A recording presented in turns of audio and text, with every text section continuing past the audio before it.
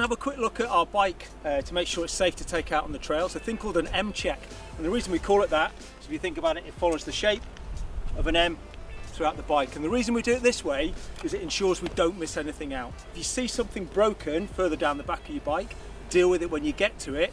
Don't do things out of sequence. First thing we're going to have a quick look at is the front wheel. We're going to check for tyre pressure. We're going to give it a quick squeeze down and make sure we're content with the tyre pressure, what you normally ride at and what you're happy with.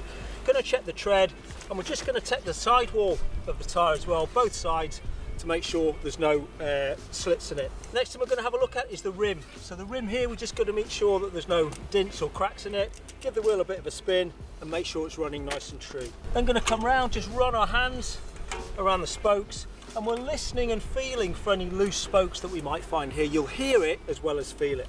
Then going to come into the hub, this section here. We're just going to grab the wheel and move it side to side to make sure there's no play in it.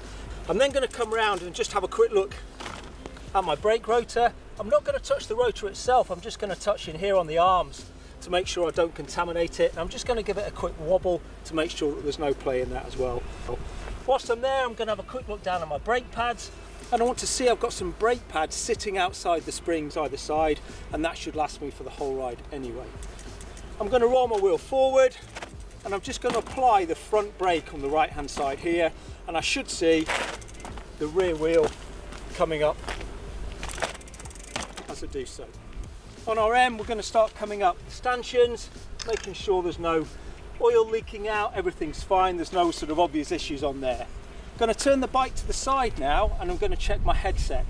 I'm going to put my front brake on and put my hand here or down at the bottom and rock it from side to side to feel for any play. I'm going to check my bars are straight. I'm going to check that all my levers are firm as well, they're not going to move around and they're nicely set up for me. And I'm also going to check the bar end plugs, really important that. And then coming down, I'm going to check my top tube and my down tube, and again I'm just making sure that there's no sort of deformities, no cracks, nothing nasty going on from there.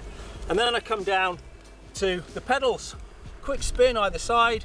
I'm going to grab my crank arm and just try and move it backwards and forwards, and what this is doing is checking the bearings here in the bottom bracket, again to make sure there's no play. Once I've done that, I'm just going to come over, have a quick look at my drive chain and check the condition of my chain. Coming up, again, just a nice feel of the frame as you start to come up the seat tube. Checking my saddle. It's quite funny how often this is offset, so I want to check that it's nice and straight and that there's no play in it. If you've got a dropper, when you wobble it from side to side, there might be a tiny bit of play, but don't worry too much about that. Whilst you're here, it might be an idea just to press it to make sure it goes up and down as well before we go riding. Coming down to my swing arms, again, nice physical check. Make sure there's no cracks and no dents in it. And then I'm going to come down here to my rear derailleur. So on the rear derailleur, I'm going to come behind my bike and just make sure that everything's straight and in line.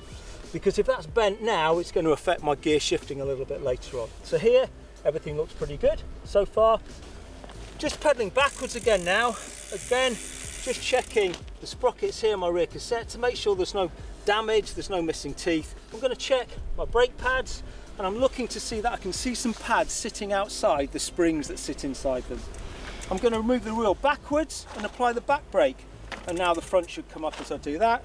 That tells me that's working quite nicely.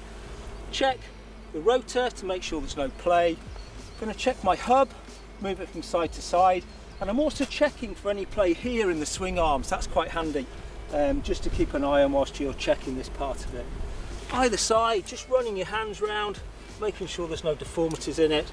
Whilst I'm doing that, I'm going to check the sidewall of my tyre, and finally I'm going to check my tyre pressure. This bike has got an axle, but if you've got a quick release skewer, you need to make sure your quick release skewers are either facing backwards or upwards or upright, and they need to be tight, but not so tight you've got to hold onto the frame to close them together.